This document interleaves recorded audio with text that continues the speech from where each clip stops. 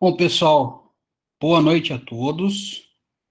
Vamos dar início aí à nossa aula de hoje, nossa disciplina aí de prática civil.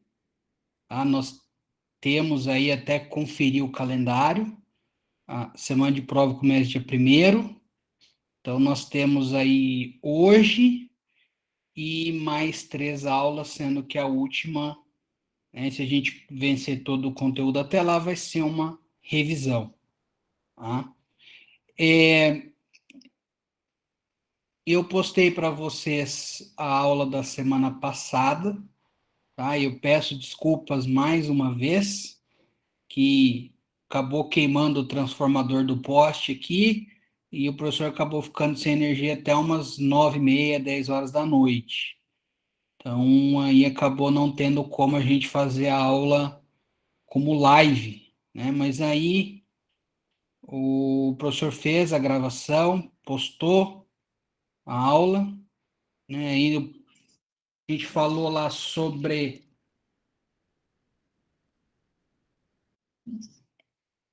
agravo interno, apelação e o recurso ordinário, né, que apesar de ter o nome de ordinário, que decorre de comum, ele é um recurso extremamente pontual e bem específico. Aí eu passei para vocês o procedimento de cada um deles.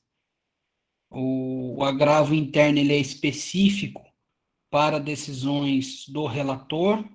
Então, quando eu tenho uma decisão ali monocrática do relator, que concede ou indefere uma liminar, por exemplo, uma liminar recursal, ou tá, uma liminar em um procedimento originário do tribunal.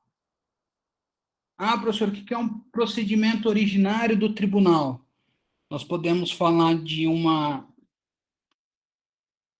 ação rescisória ou, de repente, aí um mandado de segurança, de repente, contra alguma pessoa, alguma autoridade, que a competência seja específica do Tribunal de Justiça ou do STJ, né, que aí o agravo interno também caberia por decisão do relator do STJ ou até mesmo do STF.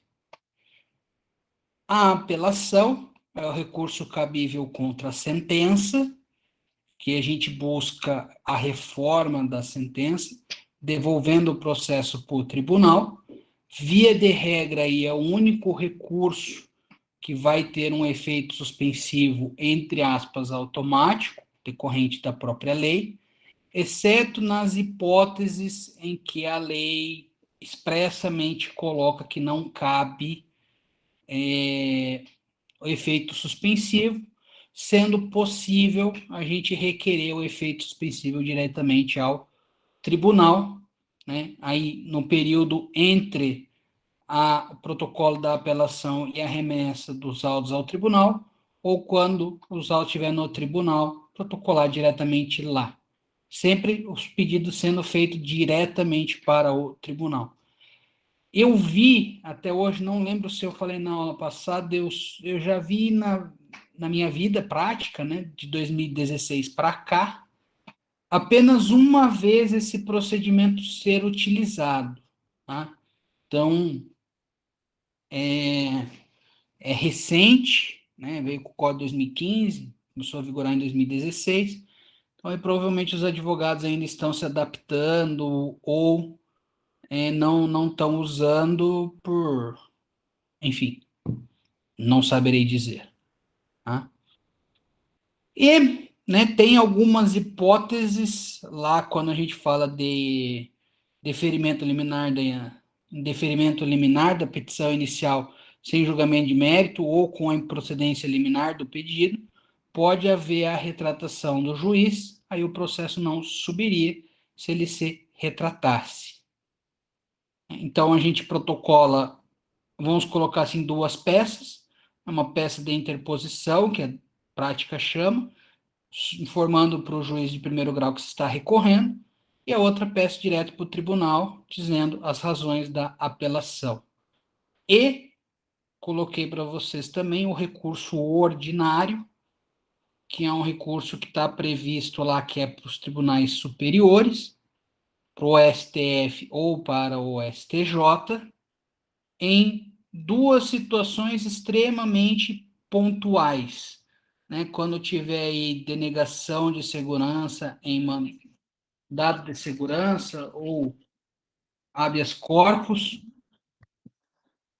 originário de Tribunal de Justiça ou do Superior Tribunal de Justiça, ou quando uma das partes for organismo internacional e a outra parte for um município ou uma pessoa que resida, seja domiciliada no Brasil. Por isso que eu coloco para vocês, tá? Que apesar de ser ordinário, ser algo comum, ele é extremamente restrito, né? É diferente, lembrando aqui, né, do recurso ordinário da Justiça do Trabalho, que não tem nada a ver com esse recurso ordinário. Né? O recurso ordinário lá, salvo engano, né, não sou muito da área do trabalhista, mas salvo engano lá é como se fosse a nossa apelação aqui. Tá? Então, como toda aula a gente faz aí um apanhado, uma revisãozinha rápida da aula passada, então, mais uma vez aí, como é de praxe, o professor faz essa revisãozinha. Eu acabei esquecendo de pôr a atividade da semana passada, então eu pus a atividade essa semana. Tá? Já está no AVA, inclusive. Sobre a aula passada, pessoal, principalmente aí que nós tivemos, né, que foi gravada, vocês não puderam participar aí, alguém tem alguma dúvida, algum questionamento, alguma ponderação a fazer?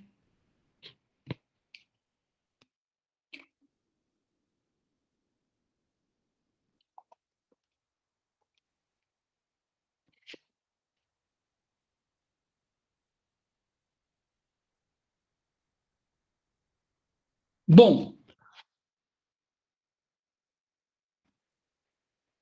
bom, tem problema então. É, na aula de hoje, então, pessoal, eu vou passar para vocês aí, tá? Os dois últimos recursos, que são os recursos que faltam, tá? Para a gente dar uma analisada rápida, que assim, pela análise que eu fiz, tá? Não são muito cobrados, são recursos extremamente complexos de se fazer ser julgado. Parece, inclusive, agora que o Senado está aprovando lá mais uma trava para se recorrer. Então, os recursos aí chamados de recurso especial e recurso extraordinário. Recurso para o STJ e STF, respectivamente. Bom, professor, o senhor falou que é duplo grau, então, primeiro e segundo grau, juiz e o tribunal. Sim, aí nós vamos ter aí, entre aspas, um terceiro grau ou uma terceira instância, que seriam esses tribunais superiores dentro da justiça comum, né? Que aí na justiça especializada nós vamos ter os tribunais regionais do trabalho, o Tribunal Superior do Trabalho, o Tribunal Militar, Superior Militar, Tribunal Superior Eleitoral, que são das matérias especializadas. Aí o federal, o civil e o criminal é Tribunal de Justiça e Tribunal Regional Federal, se for União, aí STJ e STF.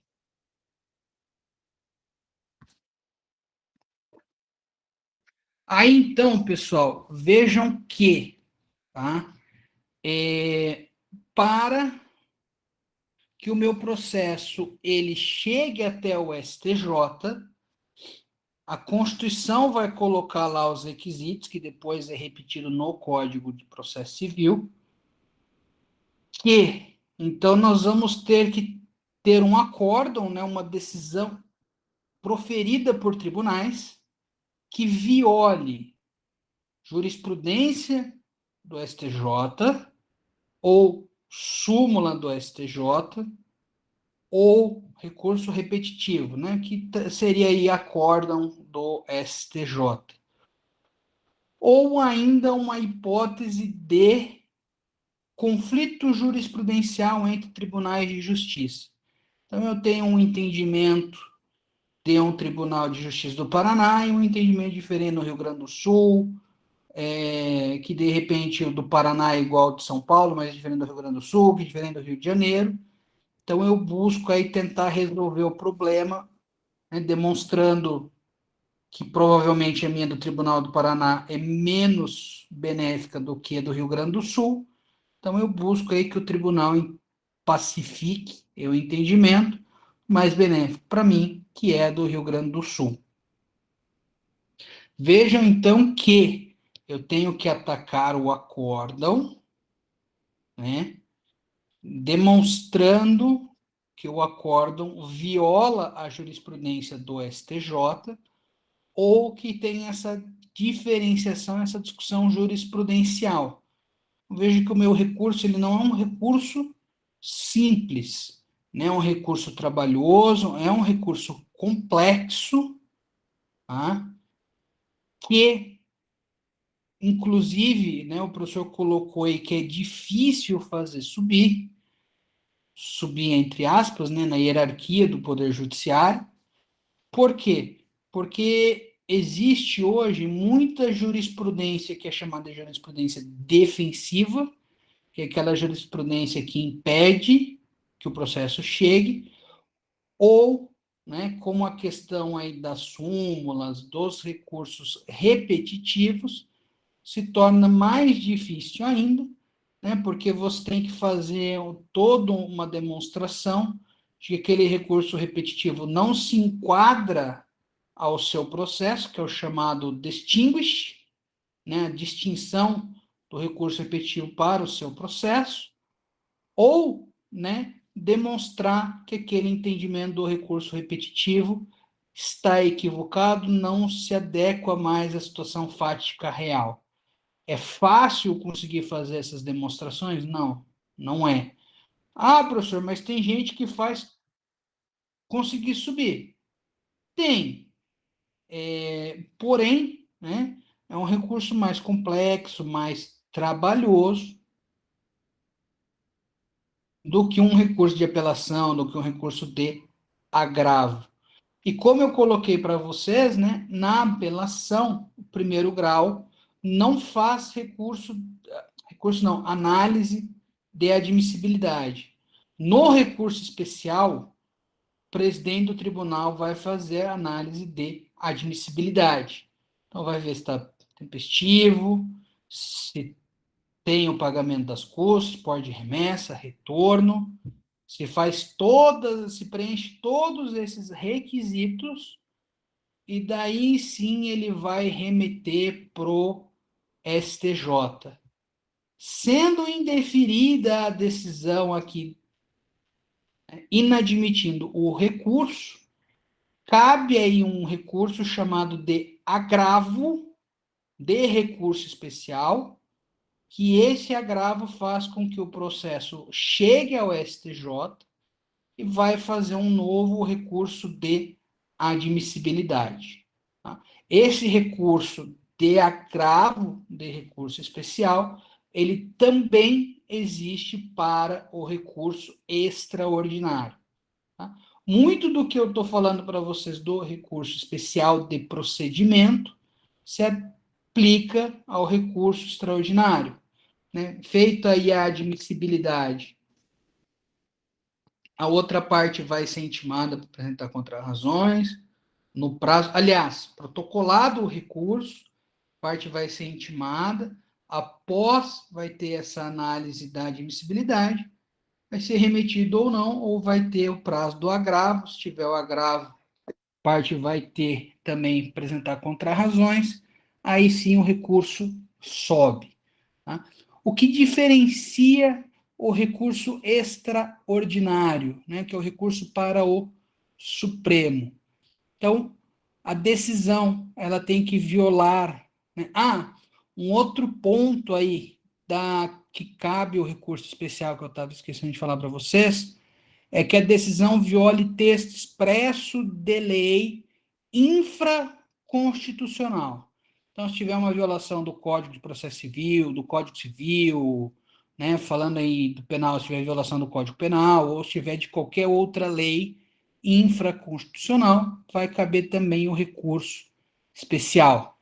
O extraordinário, por sua vez, quando houver violação da Constituição da República, específico, quando houver divergência da decisão para com jurisprudência do STF ou súmula do STF, e, em específico, deve ser comprovada a repercussão geral. Então, tem que ser demonstrado aí que o recurso deve ser analisado pelo Supremo por haver aí um grave problema que atinge não só o meu processo, mas de uma forma geral, toda a coletividade, questões de ordem social, econômica, etc. Tanto que hoje, né, recurso extraordinário, quando ele é apresentado, se faz primeiro o julgamento da repercussão geral, ver se tem a repercussão geral, e depois é feito o julgamento do mérito.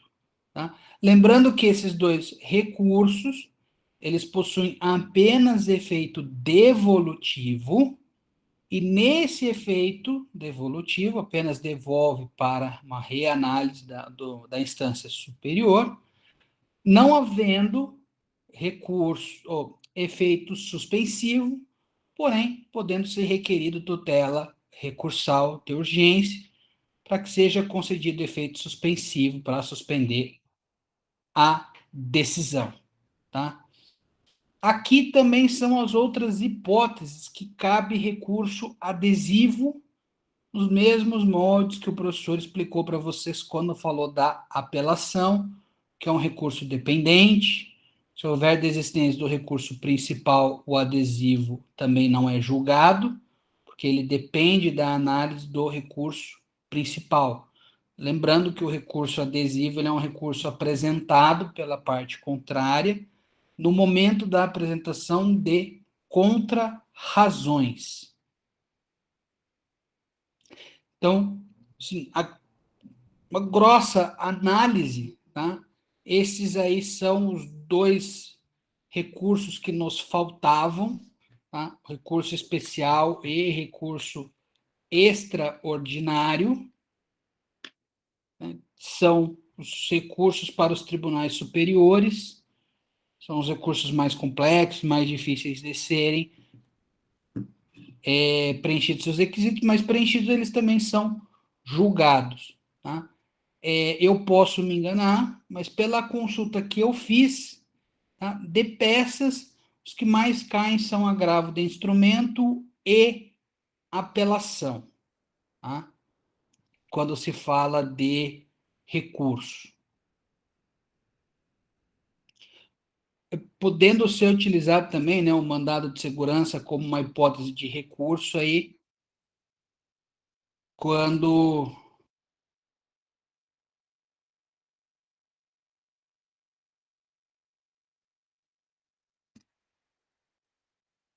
a gente fala de decisão que não seria possível recurso dos tribunais, né? Aí seria possível um mandado de segurança para o STJ ou para o STF, tá? Uma decisão ali que talvez não teria um recurso, porém sendo uma situação um pouco mais difícil, um pouco mais complicada de se configurar do que talvez uma decisão de primeiro grau. Colocando para vocês aí, tá? Paralelo com juizado especial, até onde eu sei, até onde eu pesquisei, tá?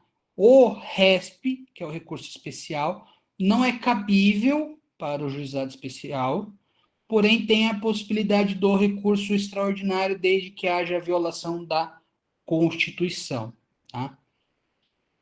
Tem-se um procedimento criado para o Juizado Especial da Fazenda e para o Juizado Especial Federal, que é o chamado tanto tribunal, turma regional de uniformização, quanto turma nacional de uniformização, para unificar jurisprudência regional. Então, pegar aí uma discussão de um TRF, quarta região, né, a regional Paraná, Santa Catarina e Rio Grande do Sul. Então, decisões conflitantes entre esses três juízos federais, ou a turma nacional, quando houver discussão entre TRFs diferentes, né, turmas recursais de regiões diferentes. Tá? Seria aí para unificar a jurisprudência para se ter um entendimento só, né? Mais ou menos como tem o STJ aí que faz essa unificação da jurisprudência. Porém, aqui é um rito próprio, um rito diferenciado, separado, tá? Que faz esse procedimento no juizado especial de uniformização de jurisprudência. Saindo aí dos recursos, tá? Eu vou passar para vocês agora três procedimentos, tá? Que são aí realizados diretamente nos tribunais, tá? São os mais importantes na minha visão prática, tá? Lembrando aqui, tá? Só um adendo, que sendo reconhecida a repercussão geral num processo, num recurso extraordinário, ou um incidente de recurso repetitivo no STJ, eu suspendo a análise de processos que tratem sobre o mesmo assunto, uma vez que, havendo a decisão desse recurso repetitivo ou desse recurso, dessa repercussão geral, todos os recursos que tratem da mesma matéria vão ter aí o mesmo julgamento. Tá? Então, partindo desse mesmo pressuposto, nós temos um outro procedimento, daí é feito nos tribunais de justiça ou nos tribunais regionais federais, que é o IRDR, que é o Incidente de Resolução de Demandas Repetitivas.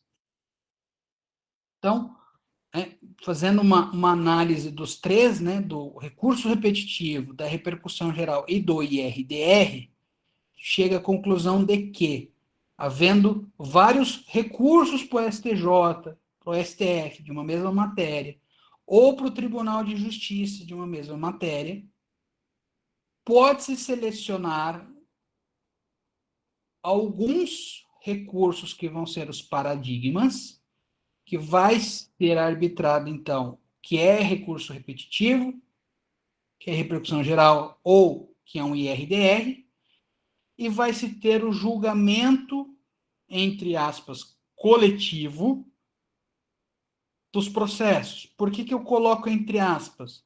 Porque, na verdade, é um julgamento em bloco. A partir do momento que eu julgo o paradigma, eu julgo todos os outros processos que estão suspensos da mesma forma, desde que seja a mesma matéria, né, que seja comprovado que se trata da mesma matéria. Eu posso, tá, em uma situação aí, fazer aquilo que eu falei para vocês, né, a distinção, demonstrando que, ó, muito embora esse acórdão fale do mesmo tema, a situação fática, o plano de fundo jurídico do meu processo é diferente, eu provo por A mais B essa diferença, e daí, então, mesmo que tenha esse recurso repetitivo ou esse IRDR, ele não é aplicado ao meu processo. Tá? Aqui no Paraná, teve, no Tribunal de Justiça, que eu me recordo, teve um IRDR, tá? Um incidente de resolução de demandas repetitivas, em relação a Maringá, tá? Que foi das ações contra a Sanepar, daquele período que faltou água em Maringá. Foi 2016. 16, 17, 18. Eu não lembro exatamente o ano, mas foi um ano que faltou água lá em janeiro, que choveu demais. A pessoa ficou 15 dias sem água, que a Sanepar não conseguia bombear água. Então o pessoal entrou com muitas ações de dano moral. Conforme essas ações foram sendo julgadas, foram tendo recurso. O tribunal achou melhor, então, fazer esse IRDR, ou foi provocado por uma das partes para ter esse IRDR, que também pode acontecer, e, então, suspendeu todos os processos para julgar o IRDR. Aí eu não pesquisei, infelizmente não vou saber dizer para vocês qual foi, tá, o julgamento desse incidente. Tá? Um outro que eu também sei, que eu tenho conhecimento aí, foi um que a Constituição, ela prevê em um dos seus artigos lá, quando ela fala da parte tributária. Pode ser também, Marcelo. Pode ser. Pode ser que não tenha sido julgado. Eu realmente não. Peço desculpas para vocês aí, mas eu não cheguei a pesquisar qual foi o desfecho, porque eu acabei não acompanhando. Até porque eu não entrei com essa ação, que aqui no meu bairro aqui tem poço artesiano. Um outro IRDR que eu tenho conhecimento é de um processo, tá? Constituição, quando ela trata da relação tributária, vai ter um artigo que fala lá dos tributos que são da União e dos estados, que são repassados para o município. Salvo engano, tá? Salvo engano é 158, salvo engano.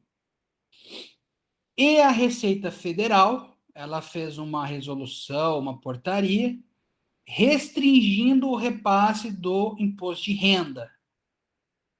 Então, muitos municípios começaram a entrar com ação para declarar inconstitucional essa resolução, essa portaria, e para se ter o repasse da forma que a Constituição prevê. Foi julgado procedente. Inclusive, aqui em Maringá, nós entramos com essa ação e essa ação foi procedente. Teve vários recursos por parte da União, porque a União estava perdendo tudo. Aí o Tribunal Regional Federal da Quarta Região fez um IRDR. Esse IRDR foi julgado procedente. Tá? Então, né, entre aspas, pacificou-se o entendimento no Tribunal Regional Federal e houve um recurso para o STF. Salvo engano, foi julgado recentemente. Eu não me recordo da decisão. Mas pelo que eu acompanhei, estava com para ser pautado para julgamento. Tá? Então, aí são os dois IRDRs que eu tenho conhecimento, até porque, vou ser sincero para vocês, eu não cheguei a pesquisar mais a fundo se existem outros, mas pode vir a existir, tá? A gente poderia colocar uma situação aí, talvez, de várias ações para fornecer um medicamento específico, ou até mesmo para fornecer vaga em creche, né? Poderia se ter um IRDR, se julgava, se decidia e se aplicava a mesma decisão para todos os processos. Que pode ser uma faca de dois gumes se a gente deixar para as partes, né, provocarem o tribunal, porque eu posso provocar buscando uma decisão e essa decisão pode ser contrária ao que eu pretendo, né? Como toda e qualquer decisão do Poder Judiciário.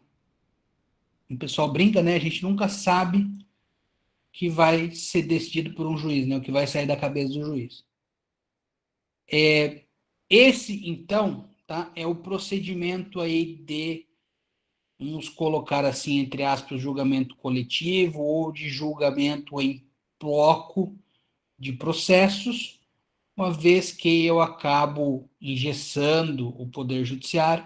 Lembrando, né, que o artigo lá, o 927, 928, vai colocar que essas decisões são precedentes obrigatórios, que devem ser observados pelo Poder Judiciário, Não o sendo observado, a decisão é omissa, cabendo inclusive a embargos de declaração. Essa situação prevista tanto no 489 quanto lá no 1022, tudo do CPC.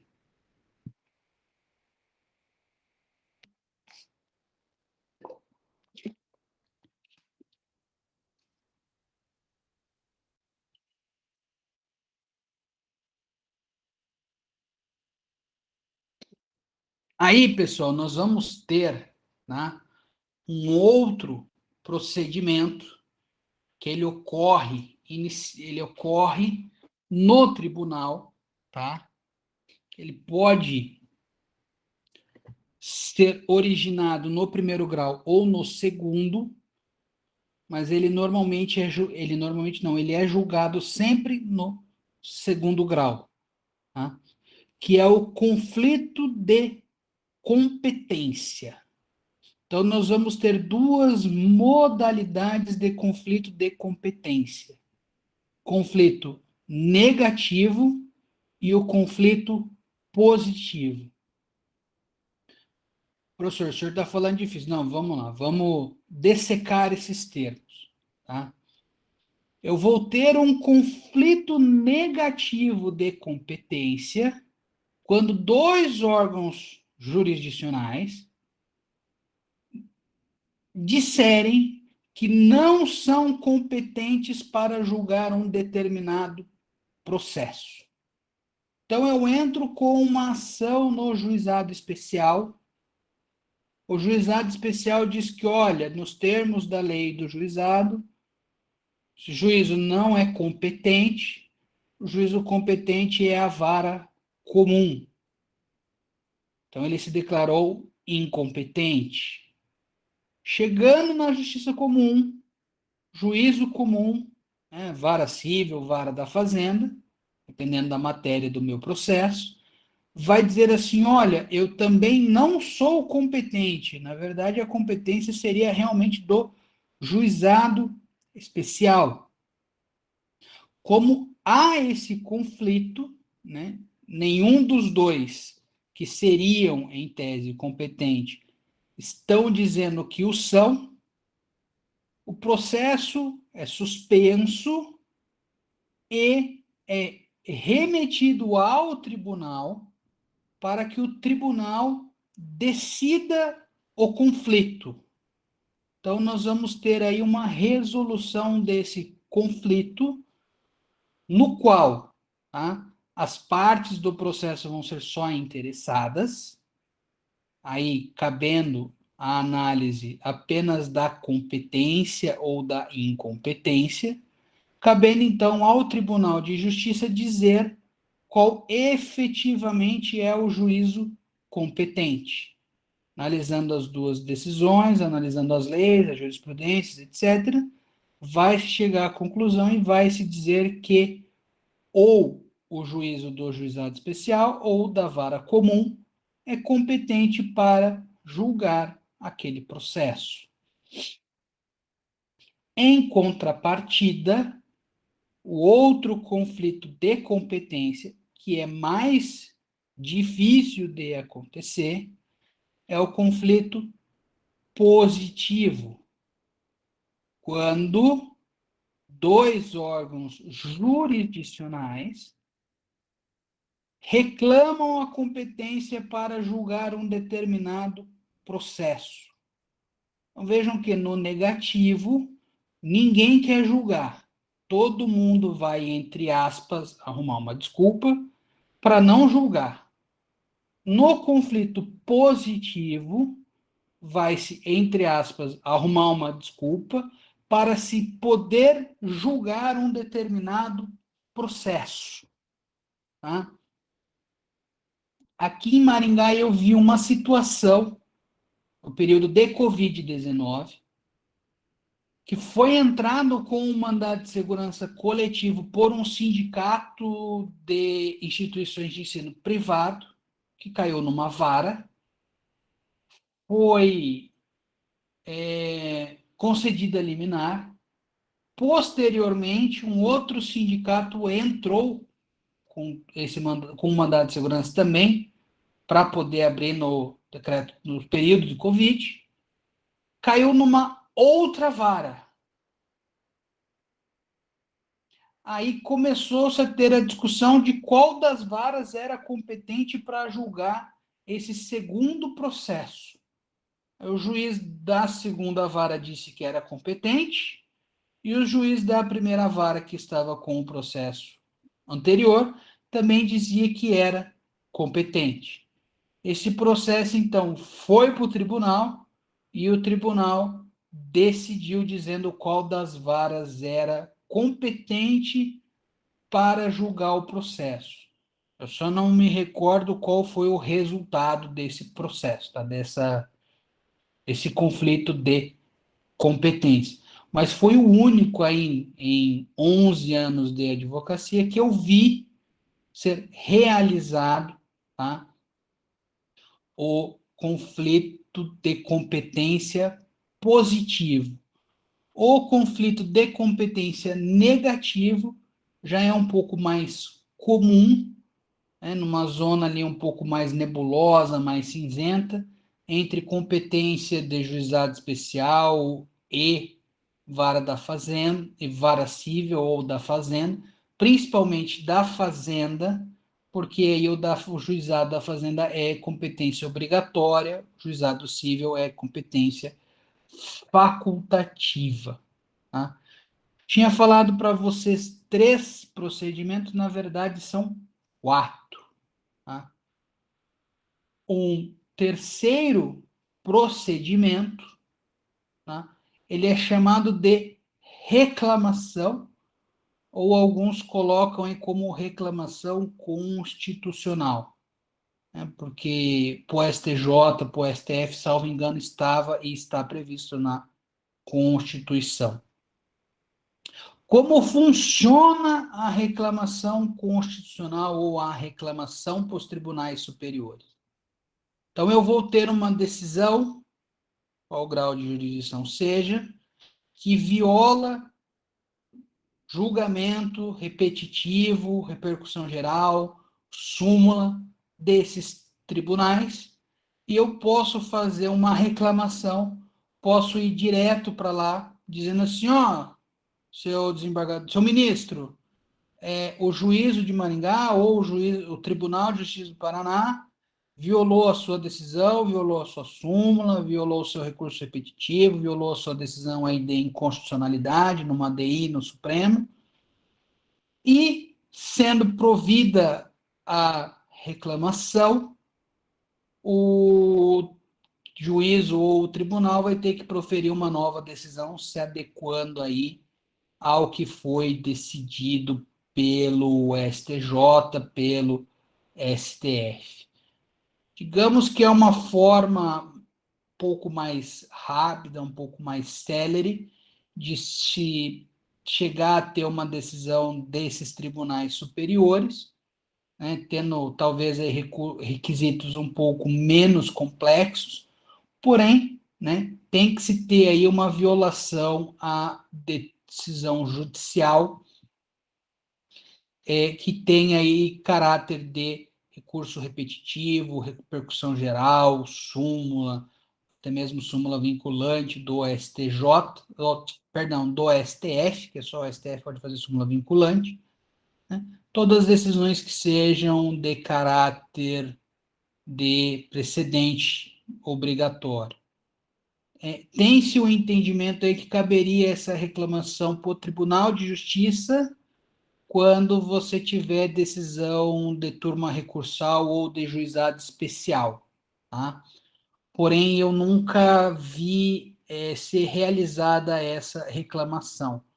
O mais comum aí, o mais usual, pelo menos, seria a reclamação para o STJ ou para o STF. Um exemplo recente, tá? A Lei Complementar 173, que foi a lei complementar aí que permitiu o repasse da União para combate do Covid para os governos e para os estados, não permitia aumento de gastos. Os municípios concederam reajuste inflacionário para os servidores e começou-se a se ter ações. Essas ações chegaram até o Supremo decidiu que viola a isonomia e não poderia ter essa decisão, tá? Não me recordo se chegou por ADI ou por recurso extraordinário.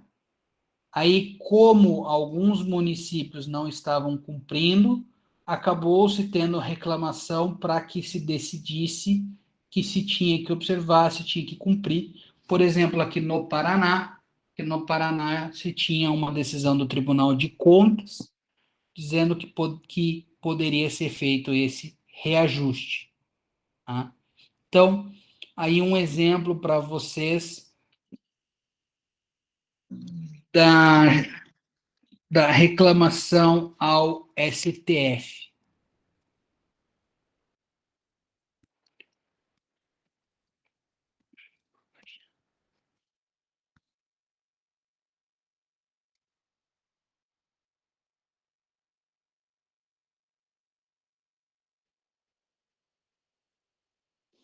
E um outro procedimento que eu quero trabalhar com vocês é o procedimento aí da ação rescisória. E, salvo engano, inclusive em aulas passadas houve questionamentos sobre essa ação. Tá? Então, é uma ação que ela possui um prazo de 2 anos para ser ajuizada após o trânsito em julgado de uma determinada decisão judicial. Ah, professor, é de qualquer decisão judicial? Não. Nós temos decisões judiciais específicas que podem ser atacadas pela ação rescisória, quais sejam artigo 966 do Código de Processo Civil, vai nos trazer as situações que são possíveis o ajuizamento de uma ação rescisória. Então, quando houver aí a decisão julgada por um juízo que seria impedido ou incompetente, por um juízo aí que cometeu qualquer um dos atos lá de prevaricação, né, atos de crime comprovados, tá? Conluio ou fraude entre as partes, algum erro de fato, tá? Uma prova, o processo foi baseado numa prova e a parte teve acesso a uma prova nova que muda a decisão do processo. Tá? Então, base e aí, né, se a decisão violar lá texto de súmula, precedentes obrigatórios, também se é possível o ajuizamento de uma ação rescisória. Ou se houver aí violação de coisa julgada, se eu tiver uma decisão que viola uma coisa julgada anterior. Tá? Então, nós vamos ter essas hipóteses. Pô, professor, mas o senhor falou aí de 2 anos, né, de 2 anos, e a questão da prova nova, se a prova nova surgiu depois. Então, a questão da prova nova, ela pode ser apresentada num prazo de 5 anos. Então, se dentro de 5 anos essa prova surgiu, aí vai poder ser feita a ação rescisória. Está lá no Código de Processo Civil também essa previsão. Tá? Para não ser uma coisa ad eterna para essa questão da prova nova, até porque se violaria aí o princípio da segurança jurídica. Então, né, a ação rescisória, se você estiver buscando rescindir uma decisão de primeiro grau ou de segundo grau, ela vai ser protocolada no Tribunal de Justiça. Se eu estiver buscando rescindir uma decisão do STJ ou do STF, seu respectivo tribunal. Tá? Então, professor, mas qual decisão eu rescindo? a última, que é a que transitar em julgado por último. Então, vai ser 2 anos a partir dessa última que transitar em julgado. O Código de 2015 também prevê uma outra hipótese de ação rescisória quando houver uma decisão posterior do STF julgando inconstitucional o fundamento da minha coisa julgada. Porém, esse entendimento, por previsão expressa do próprio Código, só pode ser aplicado a ações que transitaram em julgado, então em coisas julgadas, a partir da entrada em vigor do Código, então de março de 2016 para frente, tá? Que ficou anteriormente dessa previsão, não se pode, porque não se existia essa lei, então se colocou um marco temporal aí de irretroatividade do CPC, buscando aí, né, a defesa da coisa julgada e do princípio da segurança jurídica. No tocante, então, à ação rescisória, tá?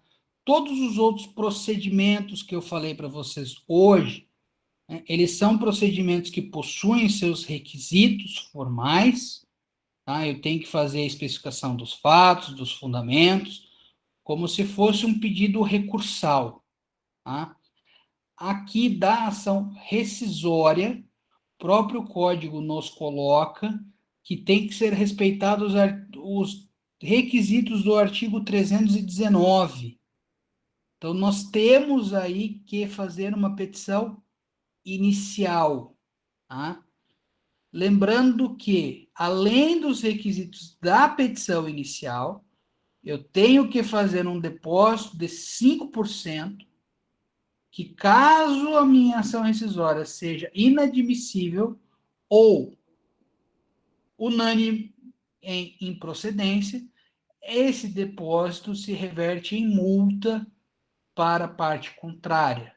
Caso contrário, o valor depositado volta para quem o depositou. Quem pode entrar com essa ação? Quem foi parte do processo, terceiro que foi prejudicado, se houve algum conluio, ou o Ministério Público, tá? Se ele deveria ser parte do processo e não foi, ou se houver a comprovação de algum crime. E, mesmo que não seja autor, dentro das previsões legais do Código de Processo Civil, ele vai atuar como custos legis, como fiscal da lei. Quando tiver criança, idoso, entre outros pontos que a lei prevê a participação obrigatória do Ministério Público. O procedimento, então, o processo vai para o relator, né? O relator vai dar um prazo entre 15 e 30 dias para a resposta, para a defesa. Se tiver prova a ser produzida, o processo é encaminhado para o primeiro grau para ser produzida a prova, volta para o relator, o processo é julgado pelo órgão colegiado, e aí é proferido um acórdão de procedência ou de improcedência. Então, eu posso rescindir a decisão, né, de repente declarar nula porque violou uma súmula e devolver para o juízo julgar novamente, ou pedir uma nova decisão, que aí essa decisão vai ter que ser feita pelo tribunal. Tá? Então, tem essas duas modalidades, esses dois efeitos de decisão que podem ser realizados em uma ação rescisória. Podendo aí ter um recurso especial, caso esteja no Tribunal de Justiça, ou um recurso extraordinário, caso esteja no Tribunal de Justiça ou no STJ, preenchendo todos os requisitos que nós já vimos no decorrer da aula de hoje.